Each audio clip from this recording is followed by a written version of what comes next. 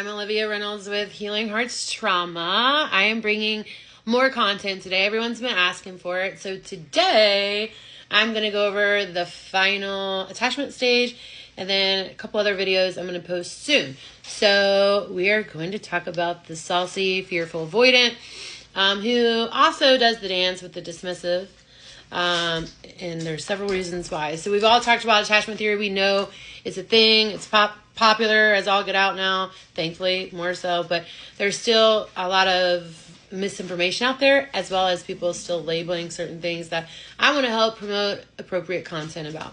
So we have the fearful avoidant, which is the pendulum swing, right? So the fearful avoidant, it's disorganized. Some theories call it, it's not any other theory, it's the same theory, attachment theory, but some people that create these tests will call it the disorganized. So it is in the middle, all right? Which we want to be in the middle in between all these actually to secure. But a fearful avoidant has the most amount of trauma in their life. They are the most hypervigilant. Although the interesting fact about it is they swing either anxious or avoidant. So when you take the quiz, and I highly recommend the Attachment Project because it's one of the only ones that I've seen online. Don't pay for the books. Just go in and take the quiz. attachmentproject.com. You can take the quiz. It gives you a little Venn diagram, and it will show you with the line, and I think there are some other tests that give it to you, whether you lean more anxious with people or more avoidantly, whether it's your mom, your dad, your partner, people, right? Am I a social engager? So we talk about introversion versus extroversion, right? Do I lean one or the other? The fearful avoidant is both.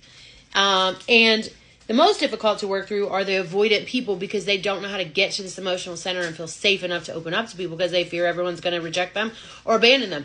And the anxious is thinking the same thing, but they just don't care to wear it on their sleeve. They don't care what people think about them. The fearful avoidant is very interesting, though, because they can present very easily as an anxious attacher or secure, or an avoidant attacher who is secure. So here's how it works. All right. In childhood, for a fearful avoidant, they had very disruptive kind of things going on chronically. All right. So I grew up with a father who had bipolar disorder, and he was very inconsistent. I never knew if he was going to be a bear one day, or if he was going to be kind, or if he was going to be dealing with one of his episodes, or if he was going to be erratic and misbehaving and doing, Lord knows what. And then the flip side of that is watching a very anxious mother trying to keep homeostasis going, all this, and then 3 children sitting back watching these two, right?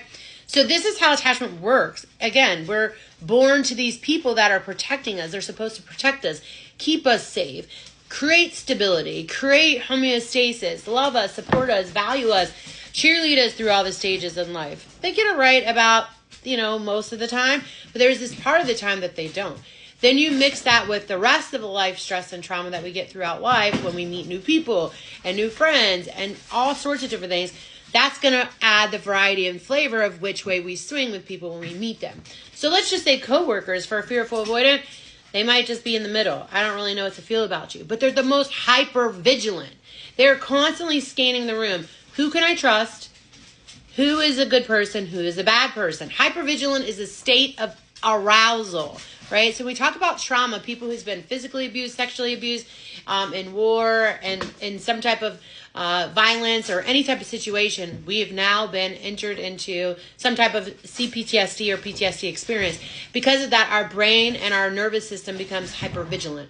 So it's constantly trying to figure out, who can I trust? If I can't trust my caregivers,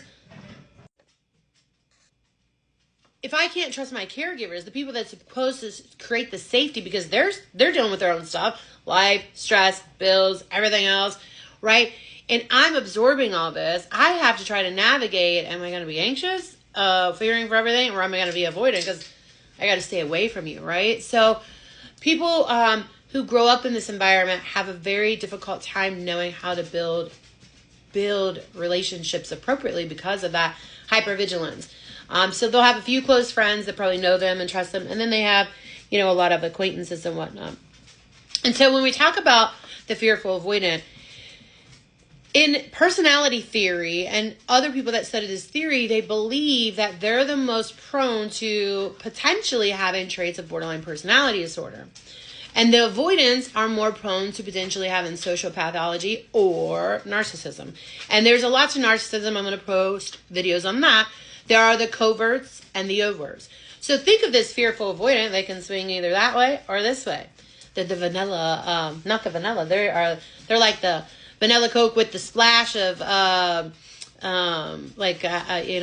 or lime in it, right? You're going to get a variety. So they pendulum swing, right? The goal is to be secure, obviously. This is the goal for all of us in life with anything, right? Anything with mental health is to treat it, to be aware of it, and to try to do our best. We're going to have great days, and we're going to have bad days. We're going to have great weeks and months, and we're going to have periods it's not so great. It's learning to address it, let people know about it, and to be upfront about it, not to be scared about this stuff. This stuff is not so scary.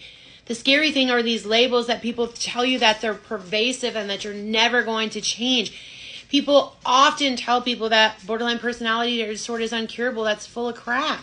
Don't let anyone ever tell you that. The thing about BPDs is they're obsessed with love. They want to be loved. They want a family unit.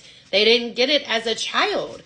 They never felt safe and had that love and relationship that we watched on TV, this romanticized version of love and relationships.